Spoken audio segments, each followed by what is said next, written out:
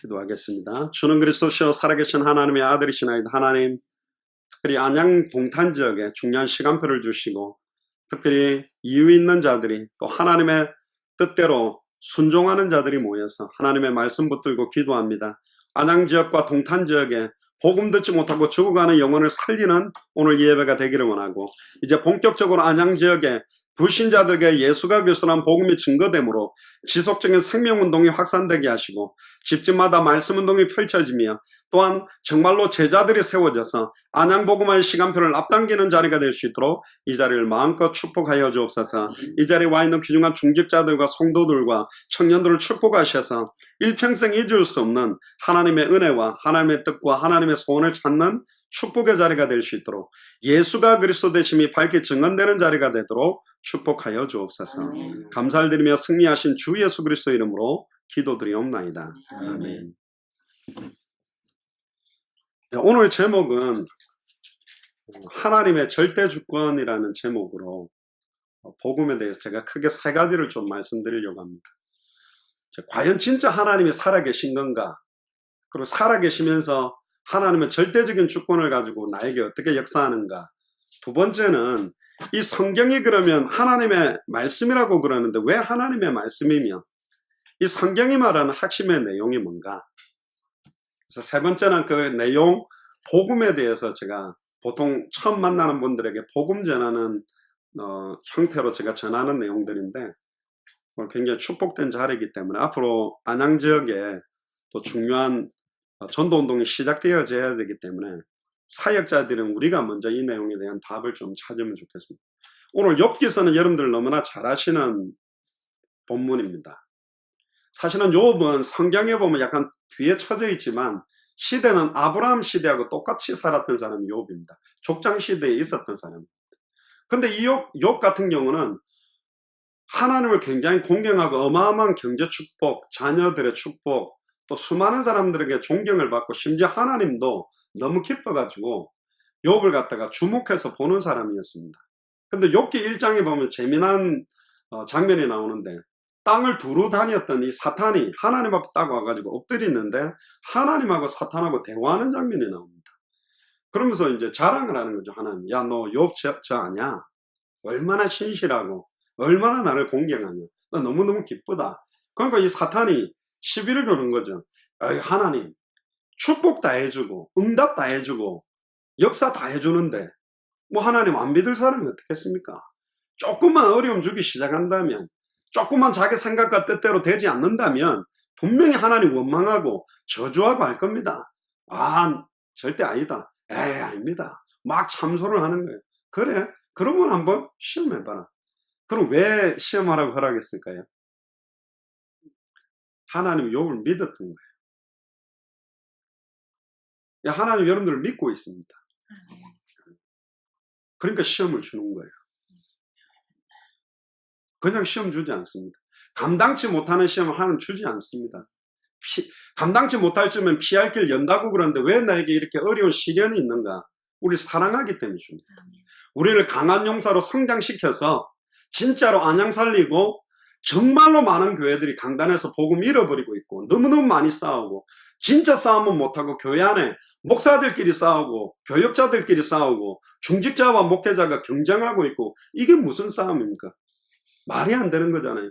현장에는 완전히 우상 이단 사이비들이 급증하고 있는데 현장에 죽어가는 건 애통해하지 않고 하나님의 뜻대로 하는 근심은 없어지고 교회 안에서 막 포지션 싸움하고, 저도 굉장히 좀 큰 단체에서 굉장히 좀 부교역자 위치로 또 사역자 위치로 제법 있어봤는데 얼마나 경쟁하고 죽이려고 하고 모함하고 시기하고 질투하는지.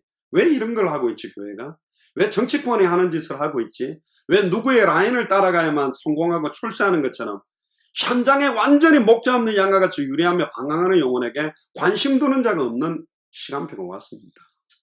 사실 안양에서 여러분들이 모인 겁니다. 하나님, 안양에 진짜 이 복음 받아야 될 사람들에게 복음 전하기 위해서 사실 한 맺힌 기도를 하는 분들이 모여져서 지금 이 모임이 지속되어 왔거든요. 우리가 왜 모였습니까? 오늘 구역 예배입니까? 그것도 아닙니다. 진짜 안양 복음화를 위해서 정말로 네 교회 내 교회를 떠나서 복음 전할 자들이 함께 모여서 진짜 안양에 죽어가는 영혼을 살려야 되겠다. 욥기서에 하나님은 욥을 너무너무 사랑했어요. 그리고 욥을 너무너무 믿었다니까. 분명히 욥은 어떠한 시련이 와도 어떠한 어려움이 와도 지 생각과 뜻대로 현실 상황이 안 맞아 들어가고 시간 가면 갈수록 응답이 와야 되는데 더 괴로움이 오고 더 고통이 와도 절대로 불신앙 안 할 거다. 그래도 나를 찬양할 거다. 그래도 나에 대한 감사를 잃지 않을 거다. 그걸 믿었기 때문에 사탄에게 어느 정도까지 허락했는 줄 알아요? 목숨만 건드리지 말고 다 건드려봐라 그랬어요. 좀 안타깝잖아요. 어떤 면은 좀 두 가지 마음이 들잖아요. 나 사랑한다는데 나에게 시험을 계속 허락을 해놓지. 그게 조금 불만일 수도 있고. 근데 그러면 내가 도대체 누군데 이 정도 시험까지 내게 오도록 하나님은 허락을 하실까? 하나님이 원하는, 우리에게 주시고자 원하는 참된 축복의 수준과 그릇이 있다는 거예요. 지금 우리는 요만한 그릇 갖고 막 소주잔에다가 충만히 채워 주시옵소서 하는데 소주잔에 물 부어봤자 얼마 안 들어가잖아요. 하나님 지금 200개 나라를 품을 수 있도록, 안양지역을 품을 수 있도록 우리의 그릇을 깨뜨리려고 하는데 아직도 우리의 생각과 기준과 틀은 옛날에 옛사람으로 가지고 있던 세상 기준, 세상 방법의 틀에 딱 걸려 있으니 하나님이 이걸 깨뜨릴 수밖에 없는 거예요. 저번에도 말씀드렸잖아요. 850대 1로 싸웠던 엘리야가 승승장구한 자세에서 하나님 진짜 언약 주지 않았습니다. 그래 네가 이겼는 줄 착각하네. 그래가지고 아예 쫓겨다니면서 아예 로뎀나무 아래에 쓰러져서 아무도 없고 나밖에 안 남았네요. 나를 죽여주세요. 어떻게 그런 기도를 하겠습니까? 선지자가 나 죽여주세요 이런 기도. 목사님들도 그런 기도합니다. 죽고 싶을 때가 있을 거예요. 중직자들도 마찬가지. 나 죽여주세요. 아무도 없고 나만 남았습니다. 그때 하나님께서 까마귀를 통해 물과 떡을 공급하면서 아직도 네가 모르는 바알에게 무릎 꿇지 않는 7천인이 있다. 안양 안에 우상숭배하지 않고 애타게 복음 기다리고 있는 7,000명이 기다리고 있다. 누가 이들에게 선한 목자의 음성을 들려주겠냐? 선한 목자의 음성인 복음만 들려주면 목자에게로 나올 자들이 많은데 현장에서 복음 받고 은혜 받은 사람들이 교회 가가지고 상처 다 입고 다 떠나버리는 상황이 돼버렸어요. 완전히 교회가 지금 사탄의 공격을 받고 있는 이때에 진짜로 기도하는 자들이 일어나야 된다. 지금 이런 이야기들을 하고 계시는 거예요. 근데 그때부터 이제 이 사탄이 공격하는데 얼마나 무자비하게 그냥 자녀들을 싹 다 죽여버렸어요. 한 명도 안 남기고 다 죽여버렸어요. 심지어 재산도 완전히 다 날아가게 만들었어요. 부자 청년 이야기를 했죠. 내가 어릴 때부터 주님의 말씀과 계명을 다 지켰습니다. 내가 무엇을 해야 영생을 얻으니까, 뭘 행해야 영생 얻는 줄 알고 착각하니까, 그래 네가 그럼 어릴 때부터 계명을 다 지켰다면 네가 절대로 못 지키는 계명이 하나 있네.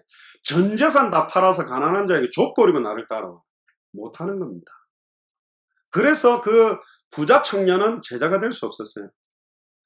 베드로나 야고보나 요한이나 이 사람들은 지식적으로는 들떨어지고 배경도 없는지는 몰라도 한 가지 제자가 될 수 있었던 이유는 뭐냐? 나를 따라오느라 내가 너희로 사람을 낚는 어부가 되게 하리라 하니까 배와 그물을 그대로 딱 주고 아버지까지 그냥 두고 바로 따랐어요. 창고에 넣어놓고 다음에 따라다니다가 별 볼 일 없으면 내가 다시 고기 잡아 그런 것도 아니고 그냥 그대로 놓고 따라왔다니까요. 엘리사가 왜 쓰임받았습니까? 자기 12결의 소를 아예 농사하다가 엘리야가 겉옷을 딱 던지니까 곧바로 한 결의 소를 갖다가 아예 잡아가지고 음식을 나누고 아예 그 농사하는 농기구를 갖다 불로 태워버렸어요. 배수진을 친 겁니다. 나는 이제 더 이상 농사 짓는 일로 돌아가지 않겠다. 주와 복음을 위해서 선지자의 사명을 감당해도 완전히 결단하도록 하나님 몰아붙입니다. 주는 그리스도시요 살아계신 하나님의 아들이라 고백한 베드로에게 사명을 준 게 아니라 예수님을 모른다고 3번이나 부인하고 저주한 베드로에게 찾아와서 네가 나를 사랑하느냐? 네가 너 지금도 나 사랑하냐? 3번이나 부인한 저주한 베드로에게 3번 사랑을 물어보면서 내 양을 먹여라. 내 양을 치라. 가장 소중한 사명을 줬거든요. 지금 하나님은 욥을 통해서 원하는 게 있어요. 진짜 주시고 싶은 게 있다니까. 그런데 뭐죠? 그 과정 속에서 너무너무 힘든 거예요. 여러분들 자식 하나 가지고도 얼마나 힘듭니까? 저는 제 셋째 시력을 갖다가 2살 때 잃어가지고 3년 뒤에 아예 영원히 볼 수 없다는 말에 막 너무너무 고통스럽던데. 죽지는 않았잖아요. 내 옆에는 있잖아요. 근데 왜 하필이면 내 아들입니까? 왜 하나님 나는 40 넘게 봤으니 내 눈을 시신경을 뽑아서 제 아이 보게 해주세요. 나는 막 원망스럽더라고. 좀 시력 잃게 만들어도 원망스러워서. 나중에는 딜을 냈어요. 내 나중에 터키 가서 순교할 테니까 내 아들 눈 뜨게 해주세요. 나도 어쩔 수가 없어요, 이게요. 아버지가 되니까 내 아들이다 보니까. 그런데 하나님이 6개월 만에, 그것도 빨리 주지 않았어요. 늘 저 한켠에 마음에 가슴이 저미도록 아픈 저 부분에 하나님이 말씀으로 내게 딱 주신 게 뭐냐. 네가 네 아들 사랑하는 것보다 내가 네 아들을 더 사랑하기 때문에 그랬다. 네가 알지 못하는 크고 비밀한 일을 내가 이룰 거다. 근데 그때 갑자기 이게 무슨 크고 비밀한 일이에요? 그렇게 나는 맞서지 않았고요. 그때는 아멘. 그러면 이 아들 하나님의 뜻대로 사용해 주세요. 하나님이 원하는 뜻대로 이 아들을 주장해 주세요. 근데 갑자기요, 막 이 가슴에 꽉 막혀있던 그게 6개월 만에 꽉 진짜 눈 녹듯이 사라지는데 너무너무 평안함과 기쁨과 감사가 되기 시작해요. 많은 사람들이 볼 때는 문제인데 내게는 최고의 감사고 응답인 거예요. 욥이 굉장히 버텼습니다. 자식이 막 다 죽어나가고 재산이 다 날아가고 심지어 자기 몸에도 막 악창 막 고름들이 와가 기왓장 갖고 몸을 비비고 심지어 같이 평생을 살았던 아내가 남편을 저주하고 사랑하던 친구들까지 와가 네가 분명히 뭔가 하나님 앞에 죄를 지었으니까 이랬지 이런 고통 안 온다고 아예 그냥 모든 기대와 소망까지도 다 내려온 상태에서 지친 상태에서 고백을 했습니다. 내가 나중에 이 껍데기 바깥에서 주님을 만날 거다. 주신 분도 여호와여 가지고 가신 분도 여호와다. 계속 신앙 고백을 해왔는데 이 37장 8장에서는 한계가 딱 오는 거예요. 그래가지고 한계가 오면 하는 말이 있습니다. 하나님 살아있습니까? 그 이야기를 하나님 살아있나요? 왜 이러세요?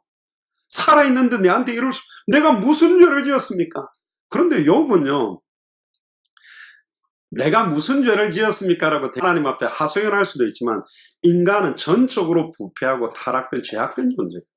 그것도 몰랐고 어쨌든 하나님 살아있습니까? 하니까 오늘 본문에 38절에 하나님이 이제 딱 말씀으로 나타나서 이야기하는 겁니다. 그때 여호와께서 폭풍 가운데서 욥에게 말씀하여 이르되 무지한 말로 생각을 어둡게 하는 놈이 누구냐?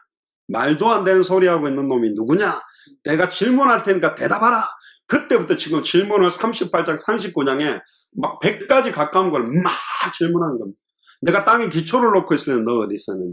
내가 큰 산을 만들고 작은 산을 만들 때 너 어디 있었느냐? 너 바다 밑에 샘의 근원에 내려가 본 적이 있냐? 광야를 달리고 있는 말의 말갈기를 네가 입혀줬냐? 밀림에 있는 까마귀 새끼 입에 들어가는 벌레를 네가 준비해서 먹이고 있느냐? 흑암의 초소가 어디며 태양의 초소가 광명의 초소가 어딘지 네가 아느냐? 바람이 어디서 불어서 어디로 가고 있느냐? 하나님이 질문을 하는데 지금도 그 어떠한 인간도 거기에 대답할 수 있는 자는 아무도 없는 거예요. 그때 욥이 자기 입을 딱 닫고는 땅바닥에 엎드려서 회개하기 시작합니다. 그때 하나님이 욥에게 진짜 하나님의 소원과 계획을 알려주는 게 오늘 본문의 내용입니다. 하나님이 나중엔 비아냥거려요. 아까 21절에 뭐라 그러냐면 아마도 네가 알리라. 네가 그때 태어났으리니 네 횟수가 많아서 네가 나이가 많아서 내가 천지를 만들고서도 옆에 있었으니까 그런 소리 하지. 이런 말입니다. 하나님도 약간 좀 열 받았어요. 이러면 좀 끝까지 좀 고백하지. 그런데 아는 거예요. 저는요 그 성경에 보니까 찬양에 보니까 나의 신음에도 응답하신다. 그 말이 참 기쁘더라고요. 제가 여러분들한테 하지 못하는 일들도 있습니다. 말도 있는데 하나님은 우리의 신음에도 응답해요. 저는 아들들 딸들을 키워보니까 제 아내가요 엥 하고 오니까 여보 기저귀 좀 갈아줘 하고 그럼 여지없이 오줌 쌌어요. 또 엥 하길래 오줌 쌌나 그랬더니 배가 고파서 우는 소리를 엄마는 알아들어요. 저게 배고파서 엥 하는 건지 오줌을 쌌는지 똥을 쌌는지 엥 하는데 알아듣는다니까. 우리가 막 미사옥으로 기도를 화려하게 한다고 해서 응답하시는 게 아니고 하나님 우리의 중심과 영혼과 생각과 마음을 다 감찰하고 계십니다. 그리고 하나님의 절대 주권 아래서 모든 걸 움직입니다. 우리의 뜻대로 하지 않습니다. 왜냐하면 우리의 생각과 뜻이 하나님의 뜻과 계획에 완전히 맞지 않기 때문에 하나님은 창세전에 영세전에 우리에 대한 계획이 있어요. 예레미야 1장 4절에서도 보면 네가 네 어머니 모태에 짓기 전에 내가 너를 알았고 태에서 나오기 전에 너를 구별했다, 성별했다. 여러 나라의 선지자로 너를 지명해서 불렀다. 너는 내 것이다. 하나님은 우리가 원하는 대로 쓰는 게 아니고 하나님이 원하는 대로 우리를 사용하기를 원해요. 이게 부딪히기 때문에 신앙생활이 힘든 겁니다. 고통스러운 겁니다. 내 원하는 것과 하나님 원하는 것이 달라요. 근데 하나님 원하는 길은 아까도 말한 건 좁은 길로 가는 것 같고 뭔가 세상적으로는 실패하고 망하는 것처럼 가는 것처럼 보였는데 좁은 길이 아니었어요. 들어가면 들어갈수록 현실 상황적으로는 좁은데 그 넓이와 높이와 깊이가 어마어마한 계획 속으로 우리를 끌어내고 있는 거예요. 지금 200개 나라를 품고 기도하는 교회가 나오지 않았다. 2000개가 넘는 미전도 부족 국가를 살리려고 기도하고 그걸 두고 정말로 복음 전하는 자들이 나오고 있지 않는데 너무너무 연약한 저와 여러분들을 불러서 이 기도 제목과 이 언약을 주신 겁니다. 저는 성경을 읽으면서 이해되지 않는 게 뭐냐면 바로 왕을 강팍해 한 이도 여호와요, 모세를 보낸 이도 여호와. 이 뭐지? 나중에 알게 될 거예요. 하나님의 절대 주권이구나. 바로의 마음을 강팍하게 만드는 분도 하나님이에요. 즉 하나님의 주권 아래 사탄의 발악이 허락되어 있는 만큼 움직이지 사탄이 하나님 뜻과 모르게 막 역사하지 않습니다. 하나님의 허락 가운데서 진행되고 있다니까. 내게 아무리 고통스러운 것도 하나님이 허락한 거예요. 나를 너무 사랑하기 때문에 허락을 해냈대. 이율배반적인 말이지만 조금 깊이 묵상해보면 이게 굉장한 은혜가 있는 겁니다. 나에게 왜 이렇게 경제 문제를 주지? 나에게 왜 이렇게 질병 문제를 주지? 나에게 왜 이렇게 자녀 문제를 주지? 나에게 왜 이런 문제를 주지? 하고 하지만 호세아의 아내 고멜을 볼 때 아니 호세아가 선지자 역할을 하고 있는데 아내라고 와가지고 이 여자가 바람이 나가 딴 남자들이랑 막 간음을 하고 돌아다니는 목사 사모가 막 창녀처럼 하고 다니면 어떤 일이 일어나겠습니까? 미치겠는 거예요. 하나님 어떻게 내 아내가 저럽니까? 라고 부러지니까 그래 네 아내가 가늠하니까 그렇게 통산스럽고 고통스럽냐? 영적으로 가늠하고 있는 이스라엘이 안 보이느냐? 지금 그 이야기를 했습니다. 아내를 통해서 이스라엘을 보라고 그럽니다. 지금 내게 와 있는 여러 가지 영적, 정신적, 육신적, 환경적 문제를 가지고 전 세계 죽어가고 있는 영혼을 안 보이냐? 네 자식 죽으려고 하니까 그렇게 힘드냐? 네 개인적인 경제 문제 어려움 오니까 그러냐? 지금 복음 듣지 못해서 안양에 죽어가는 영혼을 안 보고 있냐? 하나님의 애통한 심령, 하나님의 한 맺힌 그 중심을 이해하는 자가 하나도 나오지 않고 있는 거예요. 그래서 예레미야 5장 1절에 보면 예루살렘 거리 오기로 빨리 걸어다니면서 찾아봐라. 하나님의 공의를 행하며 진리를 구하는 사람 한 명만 나와도 내가 이 성읍을 용서하고 파괴시키지 않을 건데 한 사람도 없다. 의인은 없나니 하나도 없다. 아무도 예수가 그래서 이 복음 때문에 눈물을 흘리고 기도하고 전하는 자들이 없다. 이걸 지금 느끼게 하려고 하나님이 우리에게 어마어마한 고통을 주는 거예요. 불신자에게 주는 고통은 하나님과 단절되어 있고 죄와 저주로 인해서 사탄의 공격 때문에 망하는 거지만 예수를 그리스도로 알고 믿는 자에게 오는 고통은 이유가 있습니다. 이유 없이 자기 자녀를 고통스럽게 하지 않아요. 진짜 하나님의 핵심적인 소원과 계획을 찾기를 원하는 거예요. 너 왜 살고 있냐? 너는 왜 나를 믿고 있냐? 내가 너에게 누구냐? 내가 2000년 전 십자가 발로 다 너의 인생 모든 문제 끝났다고 너 믿고 있냐? 네가 나 사랑하는 거 맞냐? 계속 이걸 이야기해요. 우리에게는 천국이 보장되어 있고 하늘의 시민권이 있고 어마어마한 응답들이 기다리고 있는데 현실 문제에 매여 완전 불신자하고 똑같이 살아가는 우리에게 경고하고 있는 겁니다. 너 나를 사랑하냐? 제가 엊그저께 어제인가요? 그저께죠. 자매 한 명을 만났습니다. 어릴 때부터 말씀 안에 이렇게 뿌리 내렸었고 외국에 가서 또 중요한 기업에 있는데 나중에 이야기하더라고요. 예배가 점점 안 되고 또 그 외국에 있는 교회 가보니까 한인교회 가도 메시지가 안 맞고 그러니까 나중에 어느 지경까지 왔냐면 모슬렘을 믿는 사람이나 기독교를 믿는 사람이나 별반 차이도 없는 것 같고 하나님이란 분이 과연 계신가 거의 그 정도 상태까지 온 거예요. 마음 아프더라. 내 자녀들이 해외 흩어져서 지금 이런 상태로 다 죽어가고 있는 게 현실이니까 방법은 없죠. 기도하는 수밖에 없어요. 그래서 제가 애타게 중심으로 복음에 대한 이야기를 했습니다. 굉장히 마음문을 열고 심각하게 복음을 이해하고요. 내가 그랬습니다. 하나님하고 1대1로 다 조용히 무릎 꿇고 진짜 이제는 더 이상 네 인생 살지 말고 다시는 나를 위해 살지 말고 네 주인으로 예수를 모셔드려라. 그러기 전까지 너는 만약에 창세전에 영세전에 하나님이 너를 선택한 자녀라면 계속 고통을 줄 것이다. 왜 그 아까운 시간을 고통받고 방황할 이유가 어딨냐. 하나님은 완전히 두 손 들어. 저도 23살 때 진짜로 예수님을 내 인생의 주인으로 모셨을 때부터 내 인생은 진짜로 바뀌었습니다. 너무너무 감사하고 너무너무 복음 때문에 뛸 수 있도록 그러면서 지금 여러분들까지 만났거든요. 하나님의 절대 주권 아래에서 모든 일들은 진행됩니다. 그거 하나를 인정하셔야 신앙생활이 시작돼요. 누가 잘못해서 어떤 문제 아니라니까요. 좋은 것은 하나님이 역사한 거고 나쁜 것은 사탄이 역사한 거다 아닙니다. 그건 1차원적인 거예요. 그 위에 주권을 딱 보면 하나님이 안 좋은 사건과 문제도 허락한 거예요. 왠 줄 아세요? 그 영적인 문제나 정신적인 문제나 마음의 문제나 육신의 문제나 질병의 문제나 환경의 문제가 나중에는 진정한 응답이요 감사 제목이라는 걸 하나님 깨닫게 만드는 거예요. 여러분들이 그 문제 없었으면 하나님 바라보지도 않습니다. 이런 고통 가운데 있지 않았다면 이 자리에 나오지도 않습니다. 우리가 얼마나 악한데요. 얼마나 인간은요 조금만 환경 좋아지고 조금만 먹고 살만하면 자기 생각과 계획대로 가는 게 우리거든. 하나님은 아예 그런 생각 가지지 못하도록 만든 겁니다.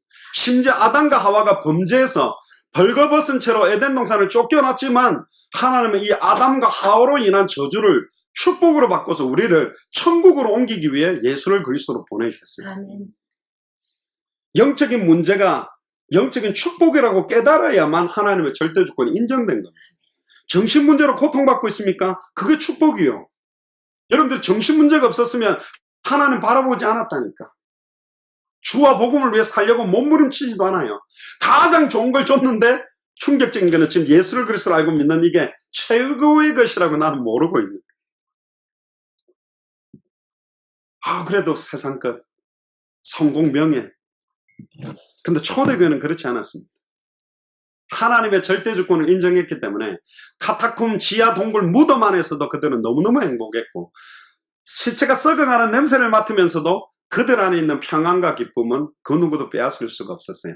돈이 있었기 때문에 아니잖아요. 환경 조건이 카타콤인데 오직 예수 그리스도 때문에 아멘. 더 받을 것, 더 필요한 것도 없고 이분 한 분 때문에 오는 기쁨을 받았다니까. 분명히 성경은 말합니다. 세상이 주는 것과 다른 평안을 너에게 끝이겠다. 그거 주세요. 그렇게 기도하세요. 저는 여기까지밖에 말씀 못 드려요.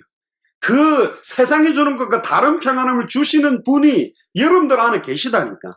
인생의 모든 문제와 모든 해답을 갖고 계신 분이 내 안에 계세요. 그것도 저기 하늘 위에 앉아 계신 정도가 아니라 절대 주권을 움직이면서 지금은 우리 안에 거하시다니까. 근데 내 안에 계신 그 그리스도에 대한 참된 의미를 모르니까 이제 내 신앙생활은 방황하고 완전히 흔들릴 수밖에 없는 거예요. 하나님의 절대 주권 아래에서 전에도 한번 말씀드렸는데 보통 이사를 하면요 이사 예배 좀 목사님 와서 드려주세요 그렇게 합니다. 또 개업을 하면 개업 예배 좀 드려주세요 그렇게 합니다. 근데 제가 딱 한 번 이 메시지를 하고 난 다음에 예전에 안영숙 권사님 본인이 이제 그 몰에서 옷가게를 하다가 문 닫아야 되겠다고 목사님 전에부터 이야기하셨는데 폐업 예배 드리러 와주세요가 폐업 예배 제가 메시지를 했습니다. 새로운 시작입니다. 폐업은 안 좋은 겁니까? 문을 여는 분도 하나님이요 문을 닫는 분도 하나님입니다. 그럼 폐업이 부끄러운 겁니까? 네 시작은 미약하나 나중은 창대하리라. 그것만 좋고 내 지금 사업을 닫고 문을 닫는 거는 이건 내가 똑바로 믿지 못했기 때문에 저주받아서 망한 겁니까? 그렇게 생각하니까 신앙생활이 자꾸 흔들리는 거예요. 좋은 일이 생기면 할렐루야. 안 좋은 일이 생기면 주야. 하나님 사님. 자꾸 이게 막 그냥 주식 폭이 내려갔다 올라갔다 하듯이 신앙생활이 뜨거웠다 차웠다 흔들리고 있는 겁니다. 심지가 견고한 자를 평강의 평강으로 인도하여 있고 잘 박힌 못에 이스라엘의 영광이 걸리는데 못이 뭐 여자가 톡톡 박아놓은 것처럼 툭 건드리면 떨어지는 수준이요. 말씀이 불에 내려지지를 않아. 왜 그렇죠? 현실 상황이 계속 내 생각과 다르잖아요. 현실 상황이 내 생각과 달라도 정확하게 붙들고 있는 약속의 말씀이 있다면 흔들릴 이유가 없습니다. 현실은 홍해가 가로막고 있고 뒤에는 애국 군대가 쫓아오지만 언약은 가나안 땅 가는 거예요. 저는 분명히 단언합니다. 모세나 그 누구도 홍해가 갈라질 거라고 믿었던 사람은 단 한 명도 없습니다. 그런 일이 있을 수가 없기 때문에. 그런데 오늘날 가만히 서서 너희 앞에서 행하시는 여호와의 구원을 봐라. 할렐루야. 그게 믿음이에요. 가만히 있을 수 있는 게 믿음이라니까. 요즘 워낙 사람들이 똑똑해가 가만히 안 있습니다. 수단, 방법, 대책 막 마련합니다. 하나님 우리 아들 등록금 350만 원 하면서 가만히 있으면 내가 카드 가지고 론을 받으면 얼마지? 이 집사가 개돈 탔다는데 빌려볼까? 처갓집이나 뭐 우리 저 빌려볼까? 계속 우리는 대비책 갖고 있는. 그러니까 의지하는 게 아니에요. 그러니까 하나님이 모든 것 다 내려놓아야 될 상황까지 우리를 몰아붙이는 거예요. 빨리 두 손 들어버리고 여호와를 인정하라, 의뢰하라. 그리하면 네 길을 인도하시리라, 지도하시리라. 그 속으로 들어오면 살 건데 못 들어오는 겁니다. 어떤 사람이 하나님 살아계시냐? 이야기를 한번 해봐라. 그럼 몇 가지 제가 이야기하는 게 있습니다. 이 컵이라는 게 지 혼자 생겼다면 말이 되겠냐? 이 종이라는 것도 아무리 그냥 얇은 A4 용지 한 장에 이것도 지 혼자 생길 수는 없지 않냐? 그럼 태양은 누가 만들었냐? 지구가 또 하루에 한 바퀴씩 돌고 달이 한 달 동안에 또 이 지구와 달이 태양을 중심으로 365를 똑같은 속도로 움직이는데 이거는 뭐 백악관에서 트럼프가 움직이냐? 청와대에 문재인 대통령이 무슨 한전에서 전력 공급을 해주느냐? 선풍기도 돌아가다 코도 뽑아버리면 가다가 멈추게 되고 공도 뻥참 굴러가다 서는데 어떻게 이게 규칙적으로 움직이냐? 이거는 분명한 거는 인간의 수준의 영역을 넘어선 거 아닙니까? 바다에 수만 종의 어류가 있다. 고래도 있고 상어도 있고 고등어, 납새미, 새우, 조그마한 멸치 한 마리도 생명체를 지금도 사람이 만들 수 있는 게 없다. 저 수만 종의 어류가 다 생존해서 살아 팔딱팔딱 뛰는데 누가 만들어 놓은 거냐? 사람이 만들어 놓은 거냐? 아니요. 산에 가면 지금 뭐 낙엽도 지고 수만 종의 예쁜 나무들, 꽃들이 있는데 저 꽃 중에 생명을 갖고 있는 꽃, 지금도 로켓가 올라가고 컴퓨터 뭐 슈퍼컴퓨터가 안만 나와도 생명체의 꽃 한 송이도 사람 만들 수가 없다. 저 누가 만들어 놓은 거냐? 실존하고 있는데 곤충들만 해도 날아다니는 모기 한 마리도 바퀴벌레 한 마리도 저거 사람이 만들어 놓은 게 아닌데 저 어디서 왔냐? 성경은 말한다. 태초에 하나님이 천지를 창조하셨다. 할렐루야. 단언하고 있습니다. 우리가 하나님이 있다 그러면 있고 없다 그러면 없는 존재가 아니에요. 이 땅에 120년 동안 아이를 못 놓도록 딱 스탑시키고 120년 지나면 이 땅에는 사람 한 명도 없습니다. 다 죽게 돼 있습니다. 인간이란 존재가 이 도시에 사니까요. 인간이 대단한 것처럼 보이지만 딱 들어다가 태평양 한복판 바다에 던져버리거나 사막 한복판에 딱 떨어뜨려 놓으면 인간이 나가 얼마나 나약한 존재인지 그때서야 합니다. 물 안 먹어서 고통스럽고 얼마 안 있으면 죽을 수밖에 없는 연약한 존재라는 거. 어떤 사람은 하나님을 보여주면 믿는다 그러면 제가 시력 테스트를 하자 그럽니다. 앞에 글자 읽어보면 못 읽겠대. 이거는 못 읽겠대. 일단 네가 시력이 안 좋아서 하나님 볼 수도 없고 하나님을 본 자는 죽는다 그랬다. 사실은 눈에 보이지 않습니다. 하나님 영이세요. 영이라는 것은 설명하기 되게 어렵거든요. 저는 이렇게 좀 이야기를 했습니다. 세 명이 있다. 잠자는 사람, 식물인간, 죽은 사람. 겉으로 가만히 보면 표시가 별로 안 나요. 그러나 3일만 딱 지나면 죽은 사람은 코나 눈에서 썩은 물이 나오기 시작하고 썩는 냄새가 나게 돼 있어요. 잠자는 사람은 흔들면 일어납니다. 이 사람은 영혼이 있고 의식이 있어요. 그러나 식물인간은 분명히 숨쉬고 호흡도 뛰고 맥박도 뛰고 살아있는데 의식이 없어요. 이 사람은 영혼은 안에 있는데 의식이 없는 거예요. 이 사람에게는 호흡기를 꽂아두고 링거액을 꽂아주면 계속 10년도 살고 20년도 삽니다. 어떤 인터넷 보니까 어떤 딸이 10년 만에 깨어났는데 좀 짠한 이야기를 하더라고요. 많은 사람이 이 아이는 이제 내 사상 때다 죽은 것이다. 더 이상 깨어날 수 없다 그러는데 온몸도 움직이지도 못하고 자기는 그러는데 한 가지는 사람들이 하는 이야기를 이 여자애는 계속 다 들었대요. 의사들이 가망이 없다는 소리 들을 때 너무너무 마음이 아픈데 근데 늘 가족들이 와가지고 성경 읽어주고 하루에 있었던 이야기를 하면서 자기를 위해 기도해도 자기는 너무너무 힘이 났었대. 근데 10년 만에 딱 깨어나서 그 이야기를 하는 겁니다. 식물인간은 의식은 없지만 영혼이 있어요. 죽은 사람에게는 링거액을 꽂아주고 호흡기를 꽂아도 썩어버립니다. 그러니까 영혼이라는 것이 사람 몸에 있을 때 인간은 살아있는 겁니다. 영혼이 떠나는 순간 인간에게는 죽음입니다. 저는 목사이기 때문에 사람 죽는 자리에 너무나 많이 있어봤습니다. 저는 본의 아니게 군대에서 시체 염도해보게 됐습니다. 지금 젊은 나이인데 동기가 하나 자살을 해가지고 시체를 다 지금 그때 의무대 선임하사님이 저쪽 아리조나주에 계신데 미국의 태권도 사범도 하셨는데 처음으로 제가 시체를 다 닦아봤습니다. 알코올 속옷 다 입히고 군복 다 입혀가지고 입하고 귀하고 이렇게 솜 다 맞고 그래가 관에다가 이렇게 넣어가지고 태극기로 이렇게 싸가지고 이제 화장터로 갖고 갔는데 내하고 이렇게 같이 이야기된 그 동기를 갖다가 이렇게 닦는다라는 게 참 기분도 이상하고 그때 당시엔 제가 정확하게 복음 모를 때니까 굉장히 죽음에 대한 게 최초로 제가 시체라는 걸 접했고 제가 만져본 게는 처음이거든요. 뭐 누구 돌아가셨다는 장례식 그런 데는 가봤지만 딱 군대 생활하면서 그러면서 이제 죽음이라는 게 다가오니까 죽음 위에 뭐가 있지? 죽으면 모든 게 스탑되는 거 아니야? 진짜 하나님 계신가? 나는 구원받은 존재인가? 이게 그 당시에 굉장히 좀 두려움으로 왔어요. 그리고 그 동기를 화장터에 딱 넣어놓고 넣었는데 그 화장터 뒤에 들어가가지고 그 문을 열어서 보여주더라고요. 바로는 안 보여주고 그분이 한번 볼래냐 그래서 보고 싶다고. 딱 요만한 걸 열었는데 막 여기서 막 불이 화염 같은 불이 확 강하게 오는데 보니까 거의 많이 탔어요. 언뜻 보니까 이렇게 골반뼈하고 척추뼈 있는데 빨갛게 불어가지고 막 불이 확 나가고 있더라고요. 나중에 저게 다 타면 이 뼈를 부숴가지고 이제 항아리에 담아서 이제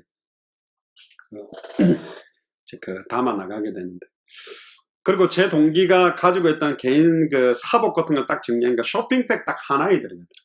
야, 인생이 죽으니까 쇼핑백 하나로 딱 정리가 되더라고요. 이게 뭐지? 뭘 위해 살지? 그땐 그랬어요. 근데 제가 군대 제대하자마자 예수님을 그리스도로 알고 내 안에 영접하는 순간 정말로 죽음에 대한 두려움 완전히 사라지고요. 단 하루를 살아도 내가 왜 살아야 되는지에 대한 인생의 해답응답 결론이 나오니까 너무너무 기뻤다니까. 그래서 제가 그렇게 싫어하던 목사가 됐습니다. 저는 목사님들 안 좋아했습니다. 저는 고신측, 장로교회 고신측 완전히 보수적인 교단에 자라서 거기는 장로님들이 어마어마하게 힘이 세세요. 목사님들은 죄송합니다. 내가 보니까 파트타임 잡 뛰는 아르바이트생이에요. 뽑을 때도 장로님 여러분들이 심사봐서 뽑고 설교할 때도 고신청 목사님들은 주일날 눈도 안 뜹니다. 다리 딱 보고 눈 감고 이렇게 탁 이렇게 계십니다. 그러다가 졸기도 하시고 난 많이 봤거든요. 조시더라고. 설교도 잘 안 들어요. 그리고 뭐 목사님이 좀 잘 안 받으면 장로님들 하이에가 자르고 또 수련회 갈 때 목사님들은 수련회 잘 갔다 와 또 뭐 하여튼 기도해 줄게 말로만 기도해 주는데 장로님들은 봉투 꺼내고 자 이거 맛있는 거 사가지고 먹어. 나는 장로님이 훨씬 멋있더라고요. 나는 대부분 장로를 해야 되겠다. 장로님들이 끝발이 더 좋네. 나는 그렇게 생각을 했어요. 어린 제가 보는 시각이었습니다. 그런데 복음이라는 걸 딱 알고 나면서 사람을 살려는 이 복음을 전파할 수 있는 직분이 얼마나 소중한 건지 그때 알게 됐고 그래서 신학을 하게 됐고. 그러면 성경을 왜 사람이 썼는데 하나님의 말씀이라 그러냐. 성경은 1500년 동안에 다른 시대의 사람들이 하나님의 계시를 받고 감동을 받아서 기록한 책들을 묶은 겁니다. 분명히 사람이 썼습니다. 근데 왜 이걸 하나님의 말씀이라고 인정을 하게 되냐면 일반 하나님이란 존재를 안 믿는 비평가들도 딱 가만히 보면 수천 년, 수백 년 전에 한 사람에 대해서 기록한 거예요. 그 사람이 어디서 태어나고 어떻게 죽고 채찍 맞을 거, 나무에 달릴 거, 심지어 제자가 팔고 30개를 받을 거라 그랬는데 가룟 유다가 예수님을 팔고 30개를 받았고 옷이 찢어 벗겨져서 제비뽑기 당할 거라고 수백 년 전에 예언했는데 그렇게 제비뽑기 당하고 그 뼈로는 상함을 당하지 않을 거라고 뼈가 꺾이지 않는다고 예언했는데 다른 2명의 강도들은 망치 가지고 다리를 분질러 가지고 횡격막이 올라가서 숨막혀 죽도록 만드는데 예수님은 뼈가 꺾이지 아니하고 이사야가 800년 전에 예언한 것들 채찍에 맞고 창에 찔려서 물과 피를 쏟을 거라고. 한 사람에 대해서 어디서 태어나고 어떻게 죽고 부자의 묘에 들어가고 심지어 다윗은 육체로는 썩임을 당치 아니하고 시편 68편은 승천할 것까지 예언했어요. 사람은 그렇게 할 수 없거든요. 수백 년 수천 년 전에 베들레헴에서 태어날 거다. 그는 이새의 뿔에서 한 삭으로 결실한다. 도살장으로 끌려가는 어린 양이다. 심지어 채찍 맞을 거, 또 죽었다가 살아날 거, 부활할 거, 성령으로 임할 거. 요엘 선지자도 성령으로 임할 것까지 예언했는데 그대로 이루어진 걸 기록한 게 신약 성경입니다. 근데 더 놀라운 건 이 성경은 아직 다 안 이루어졌어요.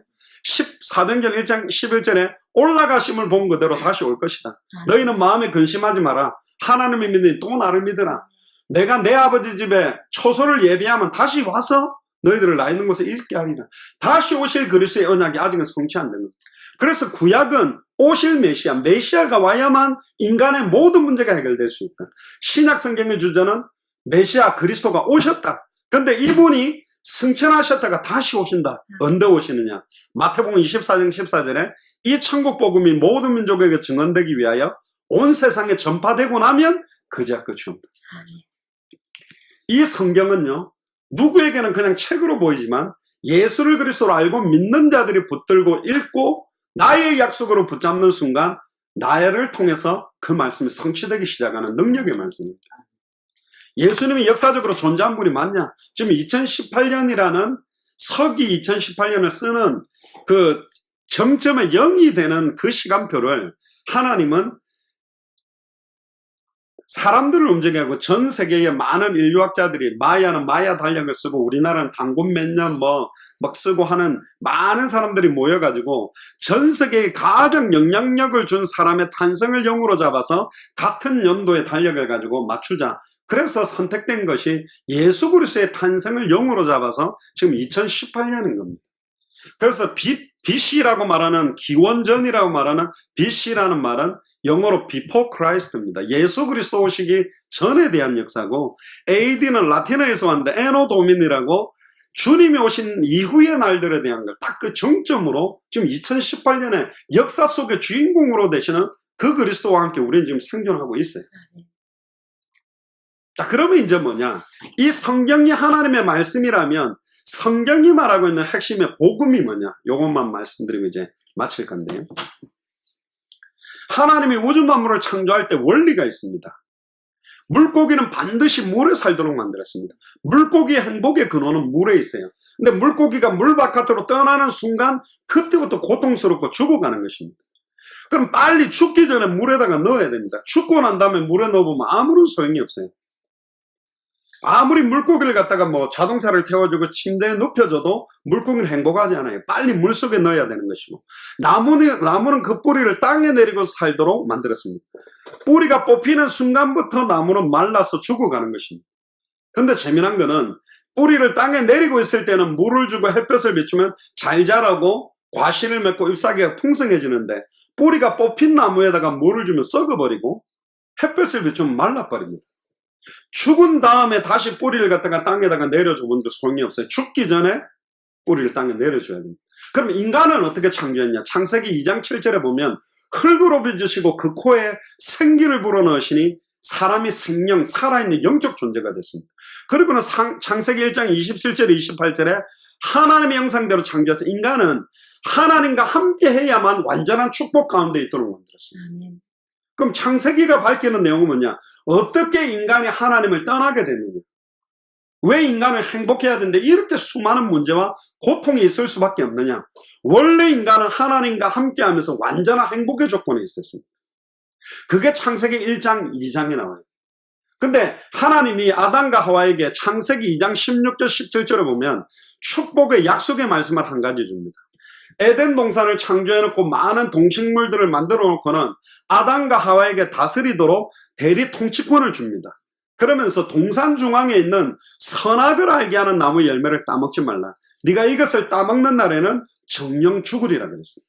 그 약속의 말씀만 잘 지키면 아담과 하와는 완전한 축복을 누리게 돼 있는데, 사탄이라는 존재가 있습니다. 원래는 하나님을 찬양하던 천사장이고 각종 보석으로 둘려서 어마어마한 능력을 갖고 있는 존재였는데 어느 날 교만함이 생겼습니다. 내가 지극히 높은 자와 하늘 구름에 올라가서 내가 비기리라. 하나님과 같이 되기 위해서 하나님을 도전합니다. 그러면서 하늘에 있는 천사들 3분의 1을 막 포섭을 해가지고 같이 싸우는데 어떻게 하나님과의 싸움이 됩니까? 피조물이. 천사장 미가엘에게도 이기지 못합니다. 그래서 쫓겨나면서 이 사탄 마귀 귀신으로 변질되게 됩니다. 귀신들의 대장, 하나님을 찬양하던 천사장이 사탄 마귀라고 불리고 나머지 천사들이 귀신이 된 겁니다. 사람이 죽으면 옛날에 전설의 고향처럼 막 영혼이 구천을 떠도는 게 아니라 누가복음 16장 19절 31절에 보면 부자와 나사로 비유해서 부자와 나사로가 죽어서 천국과 지옥으로 나누어지면 자기 마음대로 나올 수 없다고 되어 있습니다.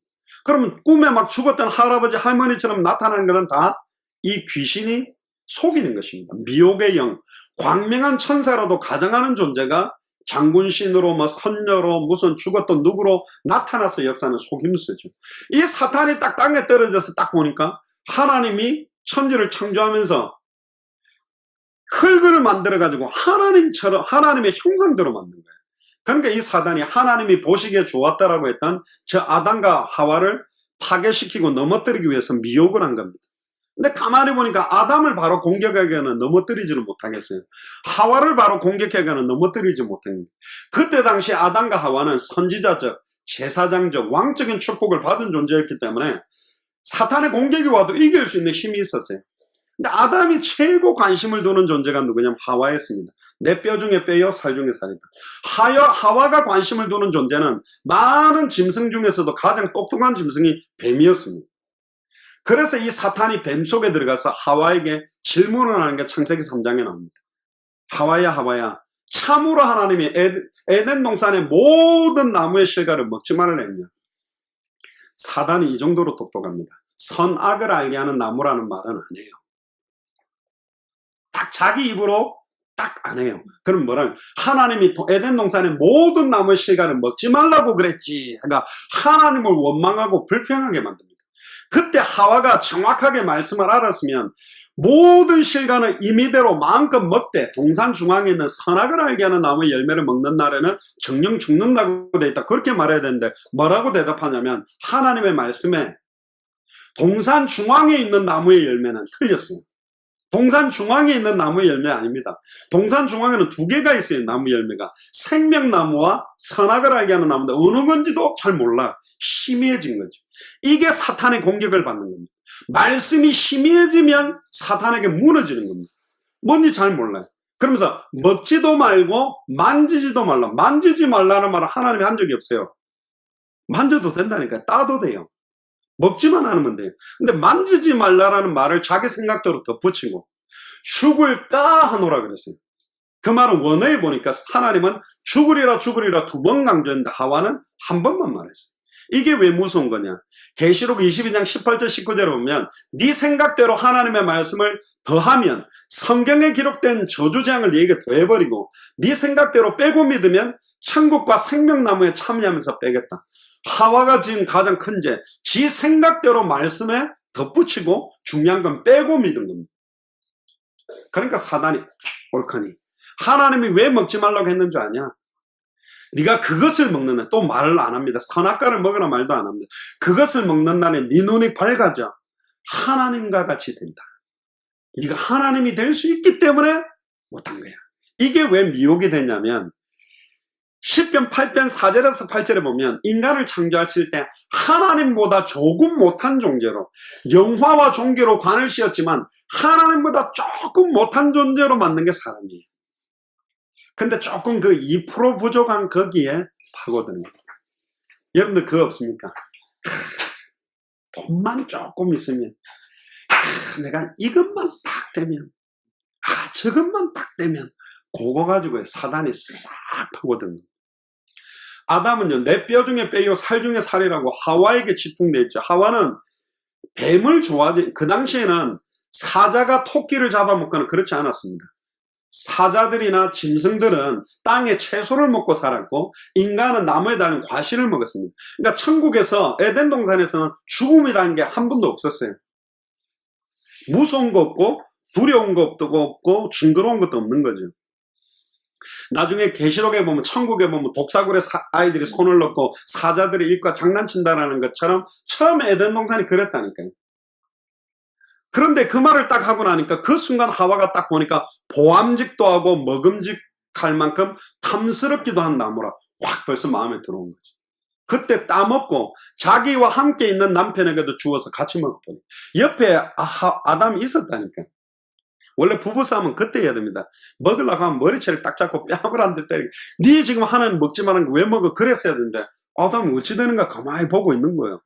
죽으면 자기 아내가 죽는 거니까 괜찮은지 몰랐는데, 먹고 났더니 갑자기 인간에게 임했던 영화와 종기의 관이 확 사라지면 육체가 돼버린, 옷이 벌거벗은 거예요. 남편도 먹으니까 벌거벗어가지고 부끄러워서 숨어서 모아가 나무 잎으로 가리고 딱 숨어 있는 겁니다. 그때 하나님이 나타난 거예요. 아담아 아담아 네가 어디 있느냐. 이게 지금 또 저와 여러분들에게 하는 질문. 선중아 선중아 네가 지금 어디 있느냐. 똑같은 질문. 여러분들 지금 어디 있습니까? 송기성 권사님은 집에 있습니다. 그게 아니고 지금 네가 어디 있냐. 지금 네가 누구며 너는 왜 무엇을 위해 사는 자며 네를 향한 나의 계획을 네가 알고 있느냐. 그때 막 숨어가지고 내가 벗었기 때문에 두려워서 숨었나이다. 누가 너의 벗었음을 내게 보였냐. 하나님이 만들어놓은 저 여자 때문에 내가 이렇게 벗었음을 알게 됐습니다. 그러니까 남자들이 조금 일 안 되면 자기 아내 탓하고 똑바로 자식들을 어떻게 키웠길래 꼭 당신 닮아서 이렇다는 게, 아담이 그때부터 하와한테 뭐라는 게 이게 남자한테 온 거예요. 그러니까 남자도 툭마하면 막 아내 탓하는데, 하와가 그럼 잘못했습니다 그래야 되는데 저 뱀 때문입니다. 근데 성경에 보니까 뱀한테는 하나님이 이야기하지 않아요. 질문하지 않고 뭐라고 바로 이야기하는지 압니까? 네가 이렇게 하였으니 그랬습니다. 종신토록 배로 기어다니며 흙을 먹어라. 그 당시에는 아마 뱀들이 다 다리가 있었던 것 같아요. 근데 다리가 없어지고 배로 기어다니며 흙을 먹는다. 흙이라는 단어는 히브리어로 아담이라고 하고, 흙으로 만들어진 인간을 아담 그러는데, 이 아담이라는 말은 결국은 뱀이 흙을 못 먹잖아요. 흙을 먹는다는 말은 우는 사자처럼 두루다니며 인간을 이제 삼키고 죽이고 멸망시키는 이제 저주가 시작되게 되는데, 곧바로 그때 아담과 하와를 죽이거나 저주를 한 게 아니라 곧바로 복음이라는 걸 줍니다. 그게 오늘 우리의 답이 되고, 그럼 결국 아담과 하와가 하나님을 떠나게 된 근본 원인은 세 가지입니다. 사탄의 미혹을 받아서 말씀을 정확하게 알지 못해서 말씀을 어기는 죄를 짓고 하나님을 떠나게 돼서 인간이 된, 육체가 돼버린, 흙이 된 거예요.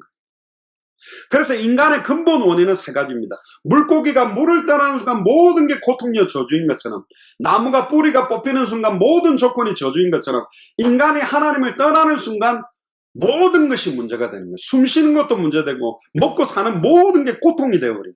결혼해도 고통이고 안 해도 고통이고 돈이 있어도 고통이고 없어도 고통이고 자녀를 낳아도 고통이고 자녀를 못 낳아도 고통이고 모든 게 고통인 저주에 빠져버리게 됩니다. 그러니까 인간이 하나님을 떠나게 된 원인은 세 가지입니다. 사탄 문제, 죄 문제, 하나님을 떠난 문제. 근데 이 세 가지를 해결하기 위해 바로 복음부터 줬습니다. 율법을 먼저 준 게 아니라 복음부터 줬습니다. 창세기 3장 15절에 내가 여자의 후손을 보내주겠다. 여자의 후손이란 말은 그 당시 아담과 하와는 못 깨달았을 겁니다. 이 여자의 후손이라는 단어를. 남자와 여자의 씨가 만나서 태어난 사람은 아담의 후손입니다. 즉 아담의 후손은 아담의 후손이죠. 즉 아담의 후손은 원죄를 지었기 때문에 태어난 순간 다 죄인이요. 죄인은 죄 문제를 해결할 수 없고, 죄인은 사탄에게 속했기 때문에 사단을 이길 수도 없고, 죄인은 하나님께로 갈 수가 없다. 즉 남자와 여자의 씨가 만나서 태어난 사람은 절대로 사탄 문제, 죄와 저주 문제, 하나님을 떠난 문제, 근본 문제를 해결할 수가 없다. 구원자가 될 수 없다라는 확정입니다. 여자의 후손은 뭐죠? 남자의 씨가 아니라 동정녀 마리아 몸에 성령으로 잉태돼서 태어나는. 아멘. 할렐루야. 아담의 씨가 아닙니다. 그러니까 성령으로 잉태돼서 죄 없는 사람 몸을 입고 오는 선지자적인 의미가 녹아있는 거고, 그 여자의 후손이 뱀의 머리를 박살낸다는 겁니다. 뱀의 머리를 박살낸다는 말은 사탄의 머리를 박살낸다는 참된 왕에 대한 의미가 녹아있고, 그리고 뱀의 후손은 여자의 후손의 발꿈치를 상하게 된다. 즉 아담과 하와가 지었던 인류의 모든 죄를 짊어지고 대신 십자가의 정령 3일 동안 죽을 것에 대한, 계속의 죽음에 대한, 대속의 죽음으로 죄 문제를 해결하고 부활하심으로 승리하신 참 왕이 사탄의 머리를 박살내고 여자의 후손 죄 없는 그분이 자기 몸을 찢음으로 하나님을 만나게 한다는 창세기 3장 15절에 참 선지자, 참 제사장, 참 왕이라는 이 의미가 농축돼서 녹아져 있는 거예요. 여자의 후손이 누구지? 그 여자의 후손이 구약시대 때는 메시아라고 히브리어로 불리고 신약에는 헬라어 그리스도로 불렸습니다. 메시아 그리스도란 말 뜻은 뭐냐면 기름 부음 받은 자. 그러니까 아담의 후손을 쓰기는 써야 되겠는데 죄인이니까 사단에게 속했고 하나님과 단절된 상태니까 바로 못 쓰고 머리에다가 기름을 부어서 성령 부음을 줘가지고 일시적으로 썼던 선지자, 제사장, 왕에게 기름을 부어서 세웠던 사람들이 선지자, 제사장, 왕입니다. 그 구약 성경 전체 39권도 보면 모세오경은 제사장 이야기, 열왕기상하, 역대상하, 시편은 왕들에 대한 이야기입니다. 그리고 대선지서, 소선지서는 선지자의 이야기입니다. 구약 성경 39권도 세 가지 직분 이야기예요. 그래서 구약 성경의 주제가 뭐죠? 메시아가 오셔야 된다. 이 메시아가 오기만 하면 인간에게 모든 문제를 오도록 만들고 일평생 사단에게 매여 종노릇하게는 사탄을 박살낼 수 있는 참된 왕이 될 거고 우리의 과거, 현재, 미래 모든 죄와 저주를 해방시킨다. 구약시대 때는 일시적인 동물피로 잠깐 죄를 용서하고 화목제사도 1년 동안의 죄만 해결했어요. 근데 과거, 현재, 미래의 모든 죄를 자기의 피로 단번에 영원히 온전히 끝내는 참제사장이 누구냐? 메시아가 와야 되고 선지자들은 일시적으로 하나님 만난 길을 말했지만 자기 몸을 찢어서 단번에 영원히 하나님을 만나서 영원한 임마누엘을 이루는 참 선지자가 온다. 그래서 메시아를 기다린 겁니다. 구약의 모든 사람들. 그리고는 창세기 3장 16절부터 이제 아담과 하와에게 저주를 내립니다. 이제는 해산하는 게 고통이 될 거다. 원래는 생육하고 번성하고 충만하고 정복하고 다스리는 하나님의 형상이 가득한 자들이 에덴 동산에 가득 차는 게 하나님의 계획인데 이제는 에덴 동산에 쫓겨나서 이제는 애 놓는 것이 고통이 되고 종신토록 농사를 짓고 땀을 흘려야 되고 너는 흙이니 흙으로 돌아가라. 하나님의 아들이 흙이 돼버렸고 이제는 뭐죠? 농사를 지어도 땅이 엉겅퀴를 내는 영적인, 정신적인, 환경적인, 육신적인 저주장이 싹 다 온 겁니다. 네, 하나님이 아담과 하와를 쫓아내기 전에 마지막 하나 더 하신 게 있어요. 너무 중요한 사건. 창세기 3장 21절에 보면 제가 말씀드렸죠. 에덴 동산에서는 죽음이 없었습니다. 사자가 이게 막 쥐나 토끼나 이런 걸 잡아먹지 않고 다 채소를 먹었는데 아담의 범죄로 말미암아 땅이 저주를 받아버렸기 때문에 이제는 동물들도 이제 약육강식의 상태로 가기 직전이었는데 죄를 짓지 않는 짐승 한 마리를 데리고 왔어요. 원래 아담과 하와가 정령 죽으리란 말대로 죽어야 되잖아요. 근데 하나님이 아담과 하와를 위하여 그 짐승을 잡아서 가죽옷을 지어서 입혔다. 무화과 나무 옷을 벗겨버리고 최초의 제사, 최초의 희생제사, 최초의 대속의 제사를 하나님이 직접 아담과 하와 앞에서 사탄 앞에서 딱 계시로 표적으로 보여줬어요. 그 양의 껍데기를 벗기는 순간 피 흘려지죠. 피가 뚝뚝뚝 흐르는 가죽옷을 아담과 하와에게 입혀줬습니다. 아이고 그 나무 이파리 옷 입고 있다가 쇠무로 된 거 입으니까 기분이 좋겠네. 아니요, 이런 쇠무 가죽이 아니라니까 피가 떡떡떡 흐르는 가죽 껍데기를 입었으면 어떤 기분이었겠습니까? 너무 처참하고 으스스했겠죠. 그런데 피가 온몸에 적셨습니다. 결국은 예수를 그리스도로 믿는 순간 우리가 그리스도로 옷 입는다. 하나님의 전신갑주를 입는다. 성령 충만함을 입는다라는 빛의 갑옷을 입는다는 예표, 구원에 대한 예표를 보여줬고 그 피가 우리의 죄와 수치를 가리운다. 그리고 거꾸로 하나님의 형상이 이제는 짐승 껍데기를 덮었으므로 이제는 짐승 같은 존재가 된 거예요. 그리고는 쫓겨나. 그때부터 가인과 아벨의 제사도 양의 피, 아마 그 짐승이 양이었을 가능성이 가장 높아요. 그래서 구약에는 피 흘림이 없은즉 죄사함이 없다. 육체의 생명은 피인데 피로 죄를 사기 때문에 피 제사를 계속 드렸는데 그 제사도 일시적인 해결. 그러다가 피 제사도 잊어버리고 막 음란 타락으로 젖어버리니까 하나님 열받아서 창세기 6장에 노아 시대 때 홍수로 멸해버리고 다시 노아를 중심으로 번제를 드려서 피제사를 회복했지만 방주가 바로 그리스도의 예표를 줬지만 또 제약이 관영해가지고 이제는 바벨탑을 쌓으려고 합니다. 사도행전 11장에.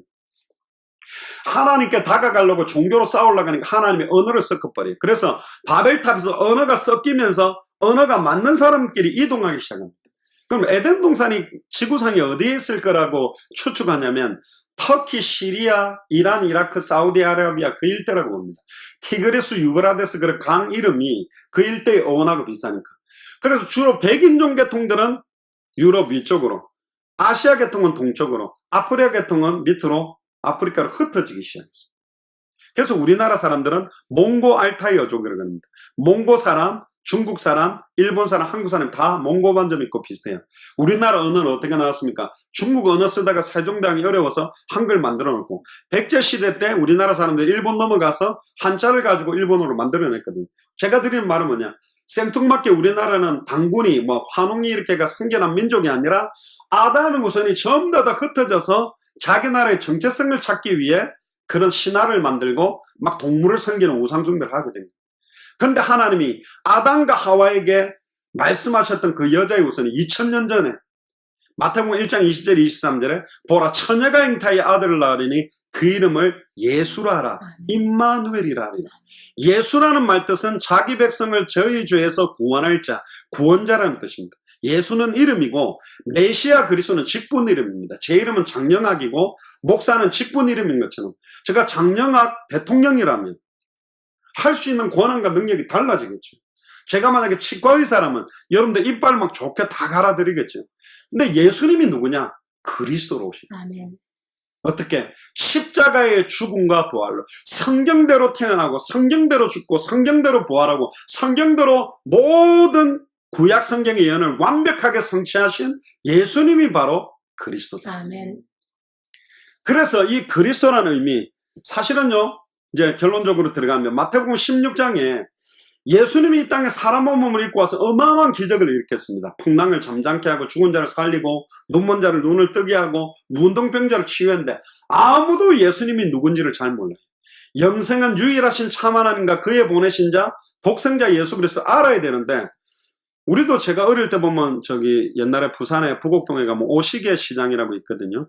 거가 막 약장수들이 막 마술하고 이런 거 원숭이 데려가고 막 재미있어 구경을 했지. 예수님이 막 역사를 일으키니까 많은 사람이 구경을 한 거지. 저분이 도대체 누구지? 죽은 사람을 살렸다면 저분은 누구지? 예수님을 만났어도 질병이 해결됐어도 예수님이 누군지 정확하게 알고 믿는 사람은 없었어요. 심지어 베데스다 연못에 있는 38년 된 환자도 예수님 만났지만 이분이 누군지 모르니까 천사가 와서 물을 진동할 때 제일 먼저 들어가면 낫는데 아무도 나를 넣어주는 사람 없습니다. 예수님 내 옆에 계시다가 천사가 와서 물 진동하면 나를 1번으로 넣어주세요. 예수님이 지금 누군지를 몰라요. 천사보다 뛰어난 창조주라는 사실을 모르는 거죠.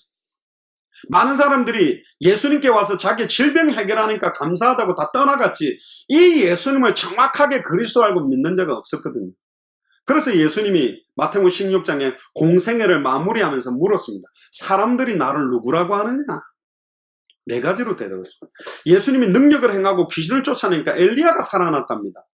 그리고 예수님이 막 거지들, 환자들, 창녀들 치료하고 막 울고 해야 되니까 예레미야, 박해주의 하는 분. 또 세 번째는 바리새인, 사두개인, 서기관들을 책망하니까 사회개혁하는 아예 세례요한 같은 분이다. 또 한 분은 선지자 중에 하나다. 구약 성경을 지식적으로 풀고 있는 줄. 예수님 참 안타깝죠. 엘리야, 예레미야, 세례요한, 선지자 중에 하나는 전부 다 누구의 후손? 아담의 후손입니다. 이들은 절대로 인간이 하나님을 떠나게 된 사탄 문제, 죄 문제, 하나님과 단절된 문제를 해결할 수가 없습니다. 전 세계 교회도 이 네 가지 색깔입니다. 여러분들 지금까지 다녔던 교회 색깔을 생각해 보세요. 어떤 교회는요, 엘리야 같이 믿고 있습니다. 은사운동, 능력운동, 귀신 쫓아내고 불로 막 질병치유, 방언, 막 이런 영적인 것 중심으로 막 신비운동 쪽으로 가는 교회. 어떤 교회는 세례요한, 어떤 면에서는 사회개혁운동입니다. 마틴 루터킹 목사처럼 인권운동, 모니카 목사님처럼 막 북한 인권하면서 막 사회개혁을 위해서 부르짖는 그런 교회. 네 번째는 박해주의. 세 번째는 그거 필요 없어. 테레사 수녀처럼 밥퍼주는 목사님, 국수 삶아주고 막 옷 갖다주고 막 그런 사랑 실천하죠. 네 번째는 뭐예요? 선지자 중에 하나. 성경 많이 읽고 막 영적으로 지식적으로 많이 깨달아야 된다. 근데 죄송합니다. 예수님에게 그런 요소는 있지만 예수님은 엘리야가 아닙니다. 예수님은 예레미야가 아니에요. 예수님은 세례요한 아닙니다. 예수님 선지자 중에 하나가 아니에요. 다 잘못 알고 있어요. 다 그런 바탕 위에 교회를 세우니까 교회가 흔들리고 무너지는 겁니다. 좋다. 사람들은 그러면 그렇게 한다면 너희들은 나를 누구라고? 그때 11제자가 대답 못하는데 베드로가 일어나서 주는 그리스도시요 살아계신 하나님의 아들이. 아멘. 예수님은 그리스도입니다. 아멘. 단번에 영원히 하나님 만나는 길을 여실 참 선지자요.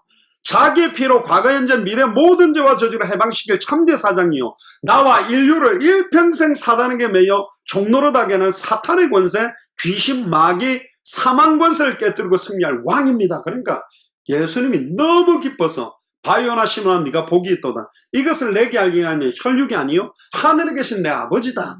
네 반석 위에 네 신앙 고백 위에 이제 내가 교회를 세워주겠다.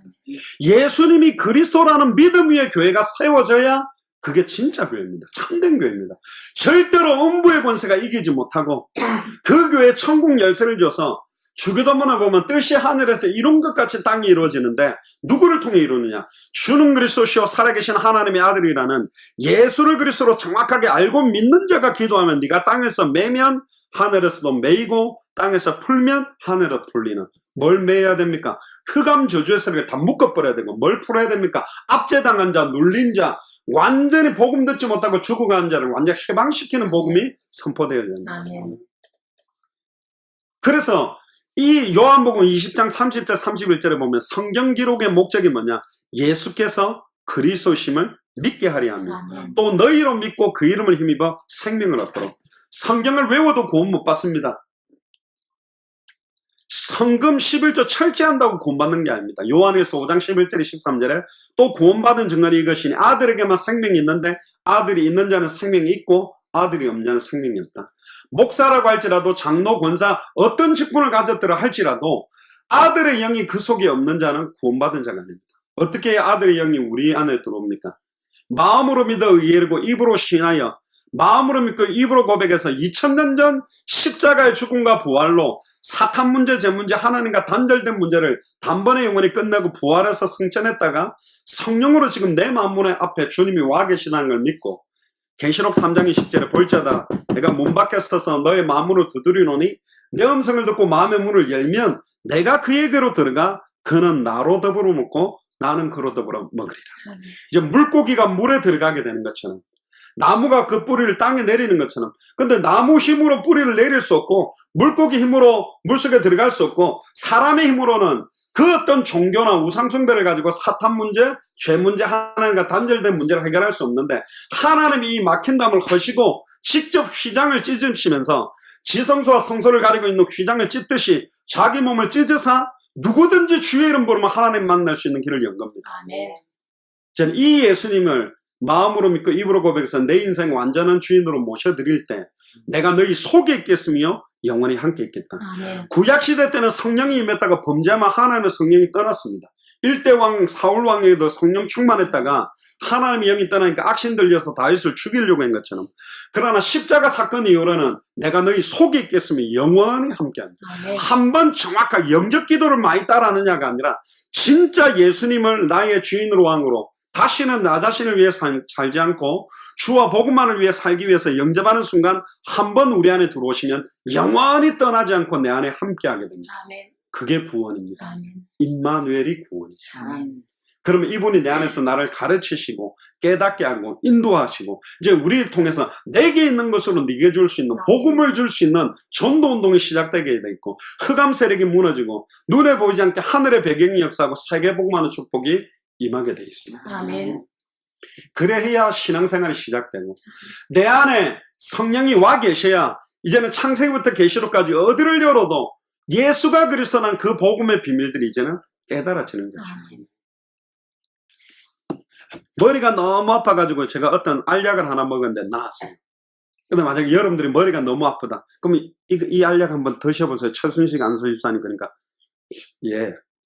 이거 먹다가 나을까? 안 먹으면 나하고는 관계가 없어요. 나중에 먹을게 하고 주머니에 넣고 다녀도 관계는 없고 약박스를 쌓아놓고 거기 자도 관계가 없어요. 내가 먹어보면 내 안에서 성령이 내게 역사하는 거예요. 우리의 구원은 창세전에 영세전에 하나님이 예정해놓은 겁니다. 근데 중요한 시간표를 하나님 주십니다. 내가 사도 바울이 다메섹에서 완전히 무릎 꿇고 두 손 드는 것처럼 내가 완전히 하나님 앞에서 마음으로 믿고 입으로 고백해서 다시는 나 자신을 위해 살지 않고 주와 복음만을 살기 위해 내 마음속에 완전한 주인으로 모셔드릴 때 성령이 내게 역사합니다. 사도 바울이 얼마나 대단한 사람이냐. 모세오경 거의 외웠고요. 일주일에 2번씩 금식하고 고아 가부들은 헌신봉사, 헌금 철저하게 주와 복음만을 위해서 하나님 사랑하면서 살았던 사람입니다. 근데 예수님은 그런 바리새인들에게 뭐라 했는지 압니까? 그렇게 철저하게 신앙생활 잘하고 헌금 잘하고 교회 예배 잘 되고 봉사 잘하면 장로감인데 예수님은 그들에게 이 독사의 자식들에게 하나만 몰랐습니다. 예수님이 그리스도라는 것만 모르고 내가 지금까지 열심히 주를 위해 살고 헌신봉사하고 헌금하고 교회 봉사하면 구원받을 수 있는 율법주의처럼 빠져있는 그들에게 예수가 그리스도한 복음이 딱 계시되는 순간 예전엔 내가 율법을 주일 성수를 잘하면 복받을 줄 알고 주일 성수를 하고 헌금을 철저히 하면 복받을 줄 알고 믿었는데 예수님이 내 인생의 주인이 되니까 주일 성수가 행복해지고 헌금 드려도 더 드리고 싶어지고 이제는 율법을 완성하신 그리스도가 나와 함께 하니까 진리를 알지니 진리가 나를 자유케 하고 사람이 어떤 상태가 있어도 교회가 어떤 어려움이 있어도 하나님 주시는 참된 평안과 기쁨이 넘쳐나기 때문에 어려움과 고통이 와도 진정한 감사가 회복되고 은혜가 회복됩니다. 제가 이 일의 증인이고 여기 계신 분들이 이 일의 증인인 줄 믿습니다. 한번 기도합시다. 한 번만 여쭤보겠습니다. 저는 어릴 때부터 영접기도를 굉장히 많이 했습니다. 어머니가 하자니까 하고 전도사님이 하자니까 하고 목사님이 하자니까 했는데 좀 미안해 하실까봐 해줬지 완전히 하나님 앞에서 내 손을 들고 저는 그때 또 그리스도의 의미도 잘 모르는 상태였는데 복음을 정확하게 알고 나니까 진짜 주와 복음만을 살기 위해서 내 마음속에 정말로 이제는 주인의 달이 오세요. 지금까지 내 몸부림으로 내 힘으로 해왔던 신앙생활이라면 정말로 그리스도께서 이제 내 안에서 나를 인도해 주시고 주장해 주세요 하고 선물 셀 때 맡겼는데 제가 거의 한 2달을 울었습니다. 나는 주를 믿는다 하면서 하나님 살아계시다 하면서 예수가 그리스도한 복음을 정확하게 알고 이것 때문에 내가 신앙생활을 못했구나. 근데 맡기고 나니까 너무너무 마음이 아픈데요. 막 기뻐지고 내 인생이 바뀌어지는 걸 체험했습니다. 그래서 오늘 이 시간에 정말로 예수님이 내 마음속에 완전한 주인으로 왕으로 오셔서 오늘 이 시간부터 내가 새로운 피조물의 삶을 살고 예수를 그리스도로 믿는다는 게 뭔지 아세요? 2000년 전 십자가 부활로 내 인생 모든 문제가 다 끝났다라고 믿고 사는 겁니다. 예수 이름으로 끝내려고 몸부림치니까 종교생활이 됩니다. 다 끝났다라는 믿음으로 아직 안 끝나 있는 현실을 믿음으로 완전히 넘어서는 게 신앙생활인데 하나님 지금까지는 내가 내 힘으로 예수 그리스도의 이름으로 인생 문제 해결하려고 몸부림치는 종교생활을 했습니다. 이미 2000년 전 십자가 부활로 내 인생 모든 문제는 끝났고 이제는 이분이 내 안에서 나를 인도해달라고 맡기는 마음으로 제가 하는 기도를 한마디씩 따라하시기 바랍니다. 살아계신 하나님, 저는 죄인입니다. 하나님을 사랑한다고 하면서 예수님을 믿는다 하면서 사실적으로 하나님을 인정하지 못하고 하나님의 절대 주권을 인정하지 못하고 원망하고 낙심하고 좌절했습니다.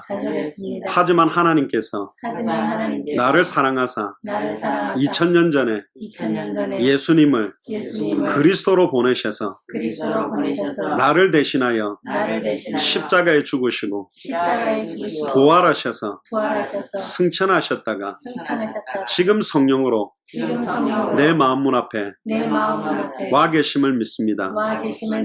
마음 문을 엽니다. 나의 마음속에 부활하신 예수님을 나의 참 선지자로 나의 모든 죄와 저주를 해망하신 참 제사장으로 나를 공격해왔던 사탄 마귀 귀신을 완전히 깨뜨리고 승리하신 참된 왕으로 지금 영접합니다. 내 마음속에 들어오셔서 영원히 함께 하시며 오늘 이 시간부터 내 인생을 주관하시고 다시는 나 자신을 위하여 살지 않고 주와 주와 복음만을 위하여 복음만을 위하여 살 수 있도록 살 수 있도록 축복하시고 축복하시고 인도하여 주옵소서. 인도하여 주옵소서. 안양 복음화를 위해, 안양 복음화를 위해 대한민국 복음화를 위해, 대한민국 복음화를 위해 세계 복음화를 위해 세계 복음화를 위해 제 남은 인생이 제 남은 인생 쓰임 받을 수 있도록 쓰임 받을 수 있도록 축복하시고 축복하시고 인도하여 주옵소서. 인도하여 주옵소서. 감사합니다. 감사합니다. 나를 구원하시고 나를 구원하시고 영원토록 영원토록 내 마음속에서 내 마음속에서 절대로 절대로 떠나지 않고 떠나지 않고 함께 계시는 함께 계시는 나를 구원하신 나를 구원하신 예수 그리스도의 이름으로 예수 그리스도의 이름으로 기도합니다. 기도합니다. 아멘. 제가 한번 축복 기도하겠습니다. 주는 그리스도시요 살아계신 하나님의 아들이시나이다. 하나님 감사합니다. 성령으로 아니하고는 예수를 주라고 고백할 수 없다고 말씀하셨습니다. 현장에 가보면 아무리 어린 어린아이도 이 복음을 전하면 받지 않고 도망가는 이때에 정확하게 성경대로 예수님을 내 마음속에 참된 주인으로 왕으로 영접할 수 있도록 귀한 축복의 시간을 허락하시면 감사합니다.